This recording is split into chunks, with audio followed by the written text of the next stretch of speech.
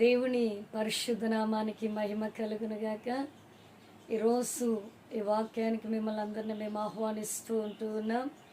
పరిశుద్ధాత్మ దేవుడు మనతో మాట్లాడడానికి ఆయన ఎల్లవేళలా సిద్ధంగా ఉన్నాడు. తన పిల్లలతో మాట్లాడడానికి ఆయన ఎంతగానో ఇష్టపడుతూ ఉన్నాడు. అందుని బట్టి నేను యేసయ్యని ఎంతగానో స్తుతిని చెల్లిస్తూ ఉంటున్నాను, ఆయనకి మహిమని చెల్లిస్తూ ఉన్నాను. ఈరోజు పరిశుద్ధాత్మ దేవుడు మనతో కృతజ్ఞతాస్తుతుల గురించి మాట్లాడడానికి ఆయన ఎంతగానో ఇష్టపడుతూ ఉన్నాడు. అందుని బట్టి యేసయ్యకి మహిమ కలుగునుగాక. దేవునికి ఎందుకు కృతజ్ఞతాస్తుతులు చెల్లించాలి అంటే, ప్రకటన గ్రంథం 11వ అధ్యాయం 17వ వచనంలో దేవుని యొక్క వాక్యము ఏమని సెలవిస్తూ ఉన్నదంటే, వర్తమాన భూత కాలములలో దేవుడై ఉండి మహాబలమును స్వీకరించి ఏలుచున్నాడు గనుక మేము నీకు కృతజ్ఞతాస్తుతులను చెల్లించుచున్నామని దేవుని యొక్క వాక్యము సెలవిస్తూ ఉంటున్నారు. యేసయ్యకి మహిమ కలుగునుగాక. ఆయన వర్తమానంలో ఉన్నాడు, భూతకాలంలో ఉన్నాడు. ఈరోజు ఈ వాక్యం చూస్తున్నా, నా దేవుడు నీతో మాట్లాడుతూ ఉన్నాడు. ప్రతి విషయంలో యేసు ప్రభులు వారు నీకు చాలిన దేవుడుగా ఉన్నాడు. అందుని బట్టి నేను యేసయ్యని ఎంతగానో స్తుతిస్తూ ఉంటున్నాడు. మహాబలమును స్వీకరించి ఆయన ఏలుచు ఉన్నాడంట. ఈ సర్వ లోకానికి దేవుడు ఎవరై ఉన్నాడంటే, సర్వలోక చక్రవర్తి అయి ఉన్నాడు, సర్వాధికారి అయి ఉన్నాడు. సర్వ అధికారము క్రీస్తులో ఉన్నది కనుక, దేవా మేము నీకు కృతజ్ఞతాస్తుతులు చెల్లించుచున్నామని భక్తులు మాట్లాడుతూ ఉన్నారు. అందుని బట్టి యేసయ్యకి మహిమ కలుగునుగాక. ఈరోజు ఈ వాక్యం చూస్తున్న నీతో పరిశుద్ధాత్మ దేవుడు మాట్లాడుతూ ఉన్నాడు. ఏంటో తెలుసా? ఆయన మహాబలముతో ఆ మహాబలాన్ని స్వీకరించి ఏలుచి ఉన్నాడు కనుక ఈరోజు ఆయన నిన్ను కూడా పరిపాలిస్తూ ఉంటున్నటువంటి పరిపాలకుడుగా ఉన్నాడు కనుక నీవు కూడా దేవదేవుణ్ణి స్తుతించే అనుభవంలోనికి, కృతజ్ఞతాస్తుతులను చెల్లించగలిగిన అనుభవంలోనికి నీవు వచ్చిన ఎడల పరిశుద్ధాత్మ దేవుడు నీ జీవితంలో గొప్ప కార్యాన్ని ఆయన చేయబోతూ ఉన్నాడు. యేసయ్యకి మహిమ కలుగునుగాక. ఈరోజు ఈ వాక్యం చూస్తున్న నీతో పరిశుద్ధాత్మ దేవుడు మాట్లాడుతుంటున్నాడు. సర్వ లోకాన్ని ఏలుచి ఉన్నాడంటండి. ఒక ప్రాంతాన్ని కాదు, ఒక రాష్ట్రాన్ని కాదు, ఒక దేశాన్ని కాదు, కానీ ప్రపంచం భూగోళం అంతటా సర్వలోకం, లోకంలో ఉన్న ప్రతి దాన్ని కూడా యేసు ప్రభులు ఏలుచు ఉన్నాడని దేవుని యొక్క వాక్యం సెలవిస్తూ ఉన్నారు. యేసయ్యకి మహిమ కలుగునుగాక. ఆయన సూర్య చంద్రులను, నక్షత్రములను, పక్షులను, జలచరములను, భూమి మీద ఉన్నటువంటి మానవులను, ఆకాశ మండలంలో ఉన్నటువంటి వాటన్నిటినీ యేసు ప్రభులు వారు ఏలుచు ఉన్నాడు. అందును బట్టి నువ్వు యేసయ్యకి కృతజ్ఞతాస్తుతులు చెల్లించాలి. యేసు ప్రభుల వారికి మహిమ కలుగునుగాక. ఈరోజు ఈ వాక్యం ద్వారా నా దేవుడు నీతో మాట్లాడుతూ ఉన్నాడు. తెస్సలోనీయులకి రాసినటువంటి పత్రికలో 5వ అధ్యాయం 16వ వచనంలో దేవుని యొక్క వాక్యం ఏమని సెలవిస్తూ ఉన్నది అంటే, ప్రతి విషయమునందు కృతజ్ఞతాస్తుతులు చెల్లించుడి, మానక కృతజ్ఞతాస్తుతులు చెల్లించుడి, ఇది దేవుని యొక్క చిత్తమై ఉన్నదని దేవుని యొక్క వాక్యము సెలవిస్తూ ఉన్నారు. యేసు ప్రభులు వారికి మహిమ కలుగునుగాక. మనం అనుకుంటూ ఉంటాం, నా పట్ల దేవుని యొక్క చిత్తం ఏమిటి, నా ఎడల దేవుని యొక్క ఉద్దేశం, దేవుని యొక్క ప్రణాళిక, దేవుని యొక్క సంకల్పము ఏమై ఉన్నది అని చెప్పేసి కొంతమంది అయితే దైవజనుల దగ్గరికి వెళ్ళి, మీరు దేవునికి ప్రార్థన చేసి నా పట్ల దేవుని చిత్తం ఏంటో కనుక్కొని నాకు తెలియచేయండి అయ్యా అని చెప్పేసి సేవకుల దగ్గరికి మనం వెళ్ళి మన ప్రార్థన విన్నపాలను వాళ్ళకి తెలియచేస్తూ ఉంటాం. యేసు ప్రభులు వారికి మహిమ కలుగునుగాక. నీ ఎడల దేవుని చిత్తం ఏమిటో తెలుసా సహోదరుడా, సహోదరి? నువ్వు దేవుని ప్రతి విషయంలో కృతజ్ఞతాస్తుతులు చెల్లించడమే దేవుని యొక్క చిత్తమై ఉంటున్నది నీ పట్ల. ప్రతి విషయంలో ఇది ఎట్లా సాధ్యమని నువ్వు అనుకోవచ్చు. యేసయ్యకి మహిమ కలుగునుగాక. ప్రతి విషయం అంటే అందులో సంతోషం ఉంటూ ఉన్నది, దుఃఖం కూడా ఉంటూ ఉన్నది. మనకి సంతోషం వచ్చినప్పుడు దేవుడు కనబడడండి. మనకి ఆనందం కలిగినప్పుడు యేసయ్య కనబడడం మనకి ఆనందం సంతోషం వచ్చినప్పుడు మనకి ఎవరు కనబడతారు తెలుసా? మన కుటుంబీకులు, మన స్నేహితులు, మన బంధువులు, మనకి ఎవరైతే మన ఆనందాన్ని షేర్ చేసుకుంటారో వాళ్ళ మధ్యలోకి వెళ్ళిపోయి పార్టీలు చేసుకుంటూ ఆ ఆనందాన్ని ఆస్వాదిస్తూ ఉంటాం. ఆ టైంలో నీకు యేసు ప్రభులు వారు గుర్తుకు రారు. యేసయ్యకి మహిమ కలుగునుగాక. నీకెప్పుడు యేసయ్య గుర్తొస్తాడో తెలుసా సహోదరి సహోదరుడా?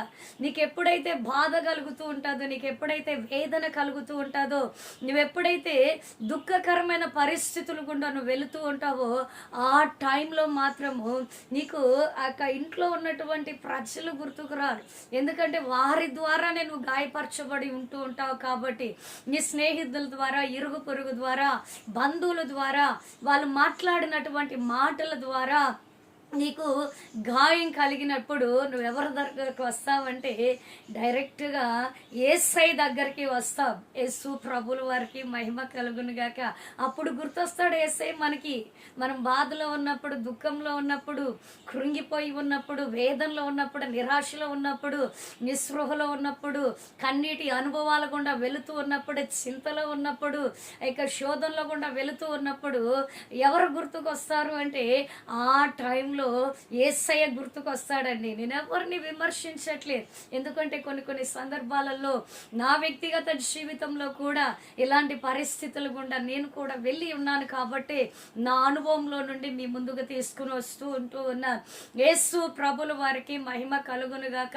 ఈరోజు ఈ వాక్యం ద్వారా పరిశుద్ధాత్మ దేవుడు మాట్లాడుతున్నాడు.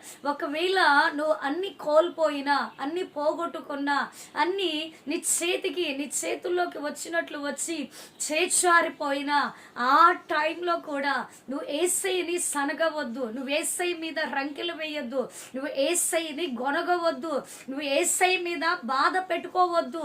నువ్వు మోకరించి చేతులు ఎత్తి యేసయ్యా ఇది నా పరిస్థితి, ఇందును బట్టి నేను నీకు కృతజ్ఞతాస్తుతులను చెల్లిస్తూ ఉన్నానని దేవునికి నువ్వు కృతజ్ఞతాస్తుతులు చెల్లించిన ఎడల పరలోకపు మహిమ నీ మీదికి దిగడం నువ్వు చూస్తావు. యేసు ప్రభుల వారికి మహిమ కలుగునుగాక. మనం కన్నీళ్ళల్లో ఉన్నప్పుడు దేవుణ్ణి స్తుతించాలంటే ఆ మనస్సు మనకి రాదండి. మనం బాధలు గుండా వెళుతూ ఉన్నప్పుడు ఎవరు ఆదరించకుండా, ఎవరు ఓదార్చకుండా, ఎవరు ధైర్యపరచకుండా ఉన్న టైంలో కూర్చొని ఏడుస్తూ ఉంటామే. కానీ అయ్యా ఈ పరిస్థితిని బట్టి కూడా, నాకు వచ్చినటువంటి ఈ స్థితిని బట్టి కూడా నేను నీకు కృతజ్ఞతాస్తుతులను చెల్లిస్తూ ఉన్నానయ్యా అని మనసారా మనం చెప్పలేమండి. ఈరోజు ఈ వాక్యం ద్వారా పరిశుద్ధాత్మ దేవుడు నీతో మాట్లాడుతూ ఉంటున్నాడు. నీ యొక్క సంతోషంలోనే కాదు, నీ యొక్క ఆనందంలోనే కాదు, నీ యొక్క వచ్చినటువంటి నీ బంధువుల్ని చూసుకొని ఆ యొక్క మురిసిపోతున్న సమయంలో కాదు, కానీ నీకు ఆ కృంగిన వేళల్లో కూడా దేవుడి పాదాల చెంతకు వచ్చి, ఆయన బలిపీఠం దగ్గరికి వచ్చి, ఆయన కృపాసనం దగ్గరికి వచ్చి నువ్వు కృతజ్ఞతాస్తుతులు చెల్లించాలి. అది దేవుని యొక్క చిత్తమై ఉంటున్నది నీ పట్ల. యేసు ప్రభుల వారికి మహిమ కలుగునుగాక. అలా నువ్వు వేదనలో ఉన్నప్పుడు దేవుని స్తుతిస్తూ ఉంటే ఆటోమేటిక్గా అవి ఒక దినాన కనుమరుగైపోవటం నీవే కన్నులారా చూస్తాం. ఎందుకంటే కృతజ్ఞత ప్లస్ స్తుతి చాలా శక్తివంతమైనది. ఒక క్రైస్తవునికి, ఒక సేవకులకి, సేవకురాలకి విలువైన ఆయుధం నీ చేతుల్లో ఏదైనా ఉన్నది అంటే దేవుని వాక్యం తర్వాత, ఆరాధన తర్వాత దేవునికి కృతజ్ఞతాస్తుతులను చెల్లించడం.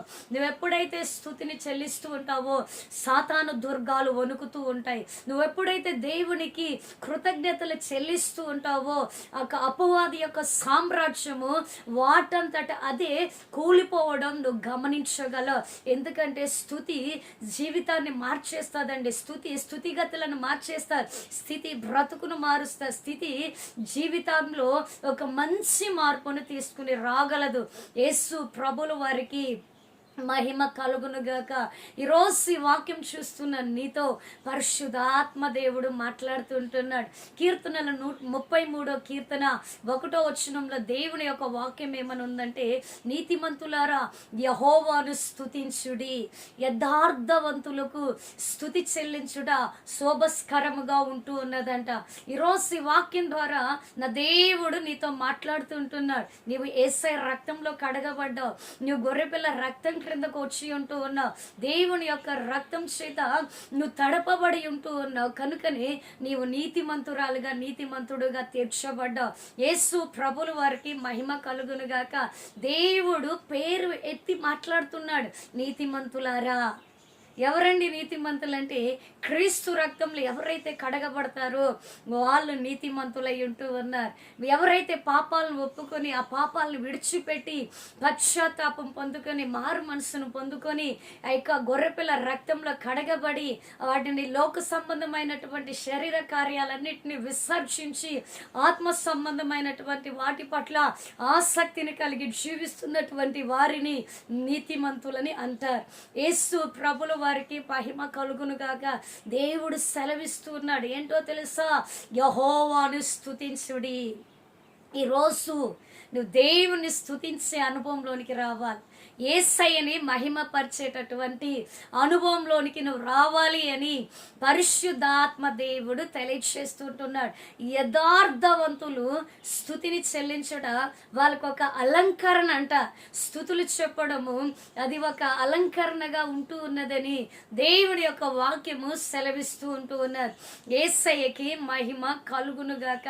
ఈరోజు ఈ వాక్యం చూస్తున్నటువంటి నీతో పరిశుద్ధాత్మ దేవుడు మాట్లాడుతూ ఉంటున్నాడు.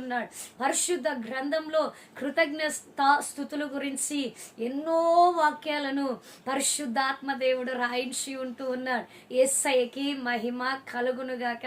నీ పరిస్థితి మారాలన్నా, నీ జీవితం మారాలి అన్నా, నీ బ్రతుకులో ఒక మంచి మార్పును నువ్వు చూడాలి అన్నా దేవునికి కృతజ్ఞతా స్తుతులను చెల్లించు.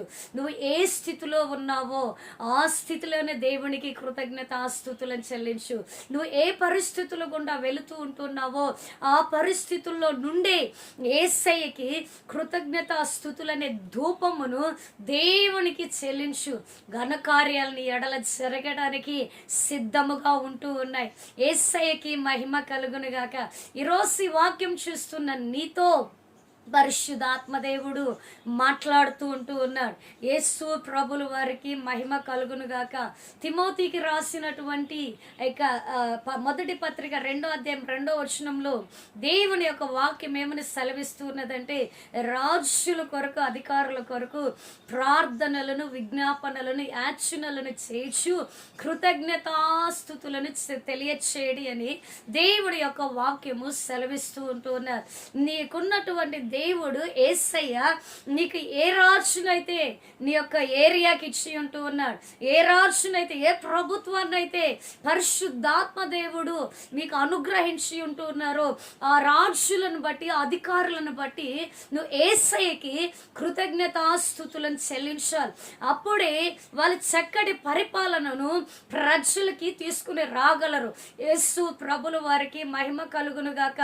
మన రాజుల కోసం ప్రార్థన చేయాలి, మన రాజుల కొరకు యాక్షనల్ చేయాలి, మన రాజుల కొరకు విజ్ఞాపన చేయాలి. వీటితో పాటు వారికి అధికారాన్ని ఇచ్చినావు నాయన, వారిని ఆ సింహాసనంలో కూర్చోబెట్టిన అందును బట్టి నీకు మేము కృతజ్ఞతాస్తుతులను చెల్లిస్తున్నామని చెప్పి నువ్వెప్పుడైతే నీ దేశంలో ఉన్నటువంటి నీ ప్రాంతంలో నీ రాష్ట్రంలో నువ్వు ఉన్నటువంటి ఏరియాలో ఉన్నటువంటి రాజుల నిమిత్తం అధికారుల నిమిత్తం నువ్వు కృతజ్ఞతాస్తుతులు చెల్లించిన ఎడల చక్కటి పరిపాలన వాళ్ళు చేయగలరు. యేసయ్యకి మహిమ కలుగునుగాక. ఈరోజు ఈ వాక్యాన్ని చూస్తున్నటువంటి నీతో యేసయ్య మాట్లాడుతూ ఉన్న కృతజ్ఞతాస్తుతుల ద్వారా రాజుల అధికారులను ఎత్తి పట్టుకోవాలి అని చెప్పి దేవుని యొక్క వాక్యము సెలవిస్తూ ఉంటున్నారు. యేసు ప్రభుల వారికి మహిమ కలుగునుగాక. ఈరోజు ఈ వాక్యం చూస్తున్న నీతో నా దేవుడు మాట్లాడుతూ ఉంటూ ఉన్నాడు. ఆ యొక్క ప్రభుత్వాల్లో మంచి మార్పులు రావాలయ్యా, ప్రజలకు మంచి పరిపాలన రావాలి నాయన, రాజులకి మంచి జ్ఞానాన్ని ఇవ్వండి అయ్యా, దైవికమైన జ్ఞానాన్ని ఇవ్వండి, తెలివిని ఇవ్వండి, వివేకాన్ని వారికి దయచేయి, వారిని వాళ్ళ కుటుంబాలను ఆశీర్వదించండి, వారికి వారి కుటుంబాలకి యేసయ్య క్షేమాభివృద్ధిని దయచేయండి, వారి కుటుంబాలలో రక్షణ కార్యాలను జరిగించండి నాయన, ఎలా పరిపాలించాలి, ఏ విధంగా ప్రజలతో వాళ్ళు నాయన కమ్యూనికేట్ అవ్వాలి, ఏ విధంగా ప్రజలకి మంచి చట్టాలను తీసుకురావాలి, ఎలా ప్రజల్లోనికి నాయన ఆ యొక్క మంచి పథకాలను అమలు చేయాలని చెప్పేసి నువ్వు దేవుని సన్నిధిలో నువ్వు కృతజ్ఞతాస్తుతులు చెల్లించి ప్రార్థన చేసినట్లయితే యేసు ప్రభులు వారు ప్రభుత్వాలను దర్శించబోతూ ఉంటూ ఉన్నాడు, ఆయన రాజులను దర్శించబోతూ ఉంటూ ఉన్నాడు, అధికారులను దర్శించబోతూ ఉంటున్నాడు, చక్కటి పరిపాలనను మన దేశానికి పరిశుద్ధాత్మ దేవుడు దయచేయబోతూ ఉంటూ ఉన్నాడు. దేశము పరిస్థితులన్నీ నీ చేతుల్లోనే పెట్టి ఉంటూ ఉన్నాడు యేసయ్య. యేసు ప్రభుల వారికి మహిమ కలుగును గాక. ఈరోజు ఈ వాక్యం చూస్తున్న నీతో పరిశుద్ధాత్మ దేవుడు మాట్లాడుతూ ఉంటూ ఉన్నాడు.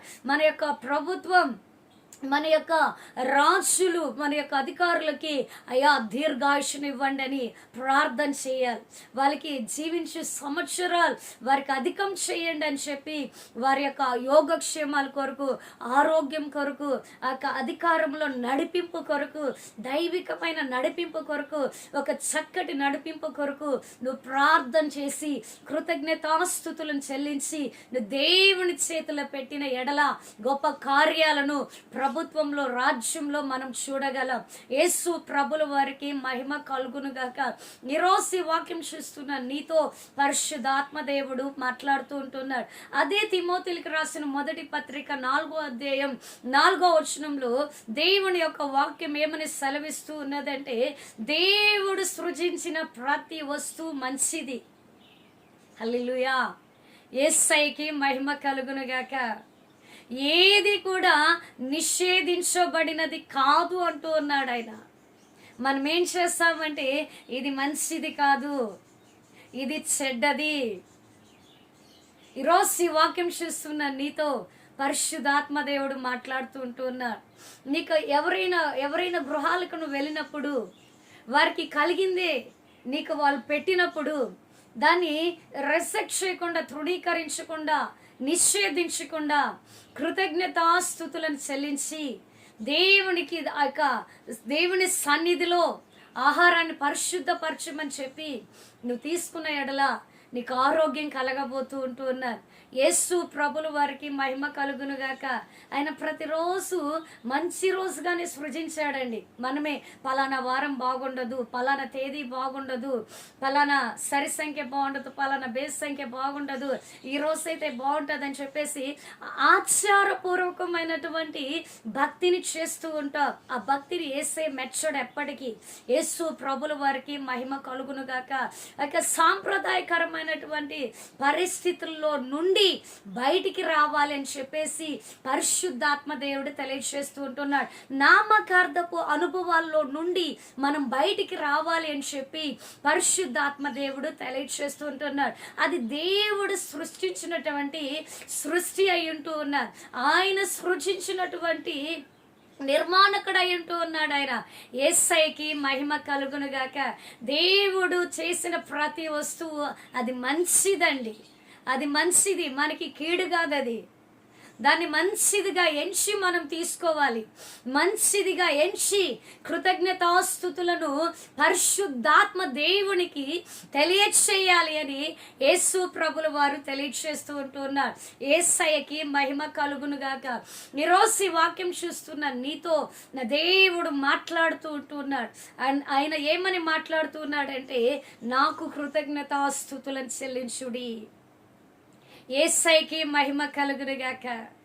ఎఫెసీయులకు రాసిన పత్రిక 1వ అధ్యాయం 16వ వచనంలో దేవుని యొక్క వాక్యం ఏమని సెలవిస్తున్నదంటే, మేము మానక దేవునికి కృతజ్ఞతాస్తుతులను చెల్లిస్తూ ఉన్నామని భక్తులు సెలవిస్తూ ఉంటున్నారు. మానక, రేయనక, పగలనక అనునిత్యము ప్రతి క్షణము దేవునికి వాళ్ళు కృతజ్ఞతాస్తుతులను చెల్లిస్తూ ఉన్నారంట.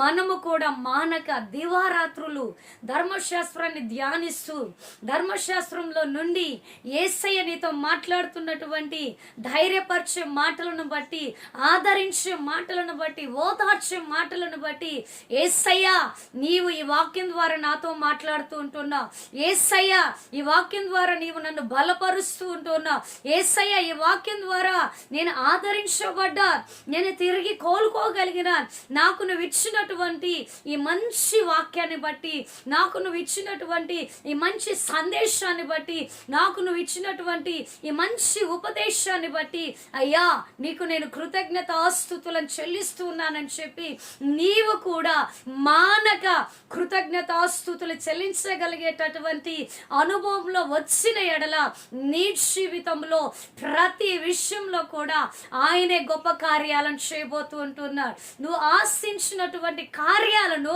నువ్వు పొందుకోబోతూ ఉంటూ ఉన్నావు. యేసు ప్రభుల వారికి మహిమ కలుగునుగాక. ఈరోజు ఈ వాక్యం చూస్తున్న నీతో పరిశుద్ధాత్మ దేవుడు మాట్లాడుతూ ఉంటున్నాడు. యేసయ్యకి మహిమ కలుగునుగాక. నా దేవుడు సెలవిస్తున్నాడు. లూకా సువార్త 17వ అధ్యాయంలో దేవుని యొక్క వాక్యం ఏమని సెలవిస్తున్నదంటే 11వ వచనం నుంచి 17వ వచనం వరకు మనం చూసుకున్నట్లయితే, ఆయన యెరూషలేముకు వెళ్ళుచుండగా 10 మంది కుష్ఠరోగులు ఆయన దగ్గరికి రావడము మనం గమనిస్తూ ఉంటూ ఉన్నాం. అప్పుడు యేసయ్య వార్త ఏమంటాడంటే ఆ 10 మంది కుష్ఠరోగులతో, మీరు వెళ్ళి యాజకులకు మిమ్మల్ని మీరు కనబరుచుకునిడి అంటాడు ఆయన. అప్పుడు మీరు కనబరుచుకున్న ఎడల మీరు శుద్ధులగుదురు అని చెప్పేసి యేసయ్య ఆ 10 మంది కుష్ఠరోగులకి తెలియచేయడం దేవుని యొక్క వాక్యంలో మనం చూస్తూ ఉంటూ ఉన్నాం. యేసు ప్రభుల వారికి మహిమ కలుగును గాక.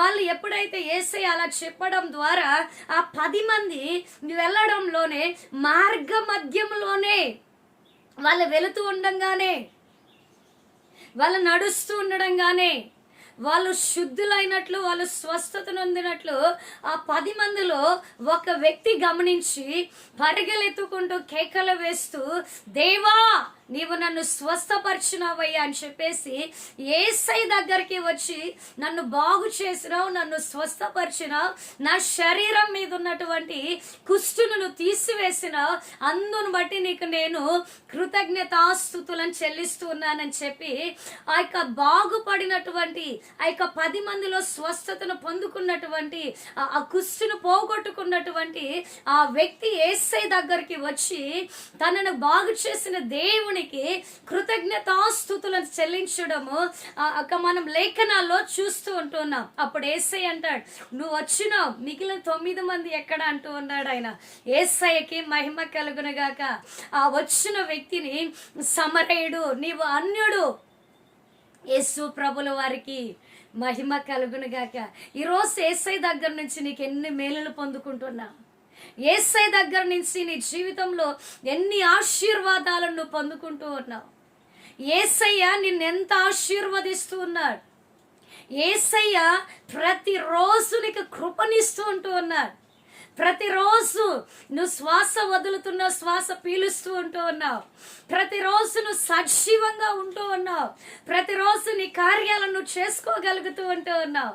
నిన్న ఎన్నోసార్లు నీకు రోగంతో వచ్చినప్పుడు, వ్యాధిలో వచ్చినప్పుడు, జబ్బులో వచ్చినప్పుడు నిన్ను స్వస్థపరిచినాడు ఆయన, నిన్ను బాగు చేసినాడు, నీ ప్రతి గాయాన్ని మాన్పినాడు ఆయన. నీ అంతరంగానికి అయినటువంటి, నీ హృదయానికి తగిలినటువంటి ప్రతి గాయాన్ని ఆ యొక్క పరమ వైద్యుడు స్వస్థపరిచినాడు. కానీ దేవుని దగ్గరికి ఆ యొక్క బాగయ్యేంత వరకే వస్తాం, స్వస్థత పొందుకునేంత వరకే వస్తాం, ఆ వ్యాధిని పోగొట్టుకునేంత వరకే వస్తాం. తర్వాత మరలా యేసు ప్రభుల వారు మనకి గుర్తుకురారు. యేసయ్యకి మహిమ కలుగునుగాక. ఈరోజు ఈ వాక్యం చూస్తున్న నీతో పరిశుద్ధాత్మ దేవుడు మాట్లాడుతున్నాడు. ఆయన నీకు ఇచ్చిన స్వస్థతను బట్టి, నీకు ఇచ్చిన ఆయుష్కాలాన్ని బట్టి, నీకు ఇచ్చిన ఆరోగ్యాన్ని బట్టి, నీకు ఇచ్చినటువంటి ఆ యొక్క మంచి దేహాన్ని బట్టి యేసయ్యని నువ్వు స్తుతించే అనుభవంలోనికి రావాలి. 9 మంది వెనక్కి తిరిగి రాలేదండి. 9 మంది వచ్చి యేసయ్యకి థ్యాంక్స్ చెప్పలవ్వాలి. ఒక్కరు మాత్రమే వచ్చాడు. ఆ వ్యక్తి సమరయుడై ఉంటూ ఉన్నాడు, ఆ వ్యక్తి అన్యుడై ఉంటూ ఉన్నాడు.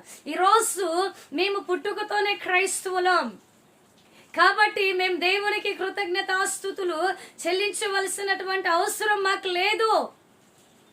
మా తాత ముత్తాతల నుండి యేసయ్య మాకు తెలుసు. యేసు ప్రభుల వారికి మహిమ కలుగును గాక.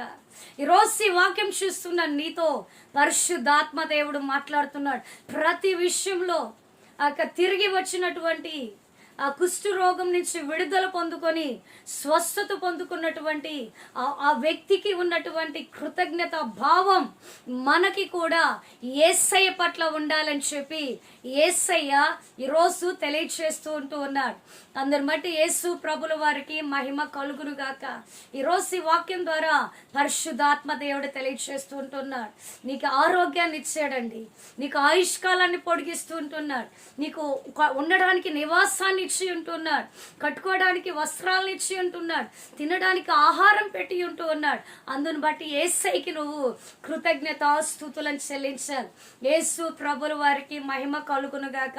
ఈరోజు ఆయన నీతోనే మాట్లాడుతున్నాడు. ఈరోజు ఆయన నిన్నే దర్శిస్తూ ఉంటూ ఉన్నారు. దేవుని యొక్క వాక్యం సెలవిస్తూ ఉంటున్నాను. కీర్తనలు 133:1 భక్తుడు మాట్లాడుతూ ఉంటున్నాడు, నా పూర్ణ హృదయముతో నేను దేవునికి కృతజ్ఞతాస్తుతులను చెల్లించేదని అంటూ ఉన్నాడు. దావీదు మాట్లాడుతూ ఉంటూ ఉన్నాడు, నా పూర్ణ హృదయంతో. నువ్వు దేవుని సన్నిధిలోనికి వచ్చినప్పుడు పెదాలతో యేసయ్యకి కృతజ్ఞతాస్తుతులు చెల్లించే అలాంటి అనుభవంలోనికి మనం ఉండకూడదు. నీ పూర్ణ బలంతో, పూర్ణ శక్తితో, పూర్ణ వివేకముతో యేసయ్యకి కృతజ్ఞతాస్తుతులు చెల్లించగలిగినటువంటి అనుభవంలో నువ్వు ఉండిన ఎడల ప్రతి కార్యంలో గొప్ప విజయాన్ని నువ్వు పొందుకోగలవు. యేసు ప్రభుల వారికి మహిమ కలుగును గాక.